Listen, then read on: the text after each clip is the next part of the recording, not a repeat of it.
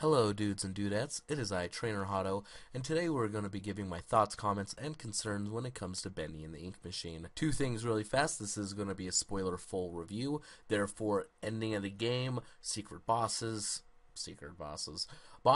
and all that kind of jazz will be in this video. I will be talking about them, so if you have not completed this game, go do it. It's like 20 bucks. Takes like 7 hours to beat. After that, come back and watch the video. Secondly, I am a little bit sick right now. That's my voice. That's why my voice is a little bit graspy. That's why I don't sound as smooth and beautiful as I normally do. I know, it's depressing for us all. But it's something that we're going to have to get over. So let's go ahead and we'll get started here with it then. This game is honestly really fun, and despite how short it is, again, it's like 7 hours or so just to play through the entire game with 5 chapters. It's a lot of fun, and I really do enjoy it. The overall like tone and aesthetic is set really well, and I love the art design that they went through with this game, because it honestly feels like it's all just very, everything looks like it is made out of ink, and the art design and everything that goes along with it is just fantastically done, and I really do like how the game is set up, how the tone is set up, the art design, the lore behind the game as well is beautifully done. We'll get into the ending a little bit later on in the video, just because that is a segment I want to get on with, or get to on its own subject entirely. And what else is there to talk about when it comes to the overall theme of the game here?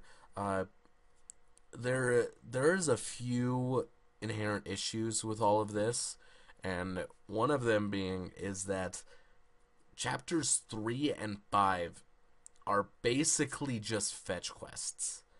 Chapter 3 dramatically is fetch quests for Alice, and it's kind of a buzzkill just because you have this deep lore, and for that fetch quest section there isn't as big of a emphasis on the lore, and so it kind of it's really the downside of the entire game, in my opinion. Whereas with most of the other chapters, there's a decent amount of puzzle solving, and you can actually get quite a bit of lore out of it, not only from the voice tapes and stuff like that, but the environment in general. Whereas with chapter 3, you get a little bit of an environment lore dive and whatnot, but a lot of it is just fetch quests, and it's kind of a bummer, honestly, because there's such a interesting lore aspect to all of this, and to have the midpoint of the game where you really want to try to keep people there and interested in your game being completely fetch quest, it's kind of a pain in the butt, not gonna lie. My apologies, guys, my throat. A lot of the other issues that I had with this game are not inherently the game's fault. For example, during the boss fight with Boris near the end of the 4th chapter of the game, the inherent issue that I came across playing day 1 was that you would pick up the ink that Boris would like spew out of his broken chest, and from that point forward, it wouldn't show that the ink was in your hand, and so you're like, okay, what the fuck? I need to get the ink so I can try to kill this damn boss. And so inherently that's an issue, and that makes the boss fight a lot harder as well, if inherently you're trying to face off against the boss but you're not able to, because he ends up like killing you, because you're like, oh, let me try to pick up the ink that I'm actually already holding, but it's not registering that I'm actually holding it, and it led to a bunch of frustrating deaths, because the game was just essentially broken. They did do a pretty big patch for how big the game is, essentially, uh, the day after. But I think it corrupted or something like that my first save file because it essentially just made it so my file didn't load past the third chapter. I was about halfway through it, and then after that, bada bing, bada boom, it was done. Now, the uh, it seems to have been fixed now when I was getting the footage for this, but it was still one of those like annoying things of where I was right at the beginning of the fifth chapter when I stopped playing the night before, but I had to go halfway through chapter 3, and then I had to go all the way through chapter 4, and then I had to finally play chapter 5. And overall, it wasn't a negative experience. It was it was easierly done this time around just due to the fact of I was able to bypass a lot of the very basic and simple stuff because I knew what to do. I'm a smart guy. I remembered what was going on, so that's great. It's fantastic. Um, I there's a lot of moments, especially in like the fifth chapter, where I just wish I had some sort of weapon, just because I realize part of the whole point of the game is that you're supposed to like feel like you are on the run. You're not supposed to have any power here, type of thing. And I get that. It makes sense to me. Like it's the aesthetic of the game. But there's a section where you're trying to get parts to fix a pipe system, and you have to go to the very end of this mix mash of hallways just to come all the way back while there are 3 of the little ink monster guys trying to attack you. And that section is so incredibly hard just and frustrating due to the factor that you don't have a way to defend yourself. If they spot you, you just have to run and go and hide. And if you are far enough in there, you either die doing that, or you end up just having to backtrack all the way to the beginning. And yeah, it's one of those situations where, well, you need to emphasize stealth, but that's still annoying. And it's just like, come on, just let me fight. Let me do. I know I can kill them. It ain't hard. Just let me do it. It's something or another. Let's go ahead and let's talk about the ending of the game and the final boss fight. So with the Ink Demon or the Bendy, you are essentially showing him the end, that all of this has ended. And the way that it's set up is rather interesting, because it kind of plays on that this has all been a dream type of storytelling, but it's much more like this has all been a story that Joey is telling himself. And especially with the ending scene when that little girl is saying, like, tell me again, Uncle Joey, or do it again, or tell me a different one, Uncle Joey, something like that. And I get that. It was just really weird to... It was a very big jargon, in my opinion, to where you suddenly go from, like, this demon-roided up Bendy is coming at you, and, like, he is a terrifying little creature, to where suddenly he's just like, oh, hey, what's up? Hello. And I'm like, what? And then you suddenly get put into Joey's house, and he's just doing dishes, and he's like, whatever. What's up, dude?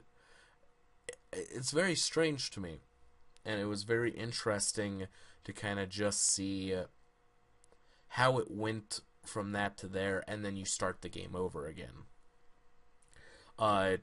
MatPat from the Game Theorist does do a pretty good explanation of it all, so I'll link that in the description below. But the ending was interesting, and I do want to like play through the game again, but uh, try to focus more on a lore aspect of it to kind of have a deeper look into all of that. Just because I think it would be incredibly interesting to take more of a deep dive into the lore and go from there. Another one of the complaints that is having to do with this game that I have is the running. Because you walk incredibly slow in this game, and the running is not much faster. Like, it's amazing to me how you're walking, and then suddenly you're walking slightly faster, and they classify that as running. And I don't understand, per se, why that's the justification. Or I don't understand why that is okay. It's weird to me, I know, and this is me just being nitpicky, I guess, but I wish they would increase the run speed just because it feels incredibly, like, off balance, in my opinion, to have these guys who are pretty fast and then you just have a slight jog as your fastest speed. It's, again, just very off-putting, and I'm not sure how I feel about it, per se. Uh, Boris, my boy Boris. I love Boris. He is my friend. He is best boy. It made me sad I had to kill Boris, because he was my only friend throughout this entire endeavor. Me and him went through so much, and then I had to kill him with a little pipe weapon thing. Whatever the thing is in my hand right now. I don't even know. It's a pipe type thing. I don't know. English is weird. Overall, I like the game. I think the PlayStation and the Xbox version will probably need to be adjusted quite a bit in order to get everything situated properly to where it runs as smooth as it should. Because again, I don't think that this is okay the way it's running. Because again, I had to start halfway over the game, and that was obnoxious. Really, like, put a bummer on my mood to, like, actually play the game and to get things going. Another aspect of this game that I really liked was how, like, the ink machine ends up making you into characters and stuff like that. The entire thing with the two Alices, I thought that was amazing, and I was like, oh, who is this lady? And she ended up being Best Girl Alice, and I love her. She is amazing. Not as good as Best Boy Boris, because I will give my life for that man again.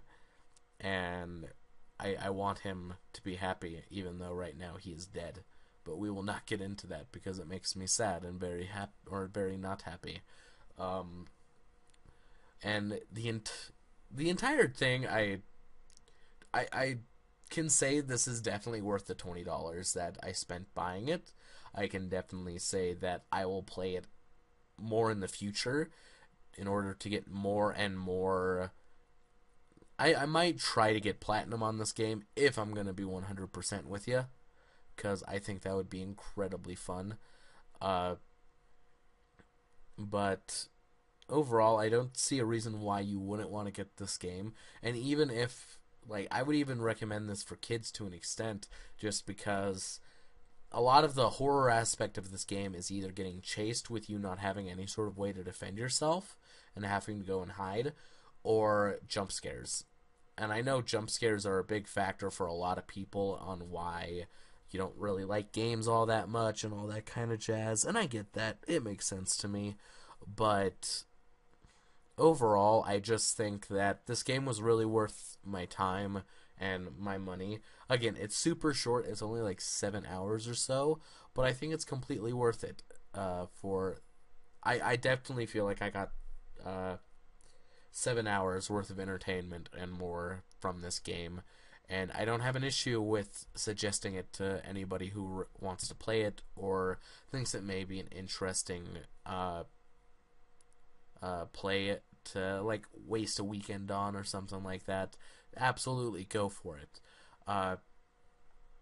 With that, I think we're going to go ahead and end the video there. I do want to go ahead and just say, if you did like it, leave a like button. If you think I'm a nifty guy, go ahead and subscribe. Share it with your friends, because we want to. I want to be talking to someone and not just talking to myself when I make these videos. I think that will be incredibly fun. So if that's it, guys, I just want to go ahead and again thank you for watching. Like, comment, subscribe, and I'll see you when I see you.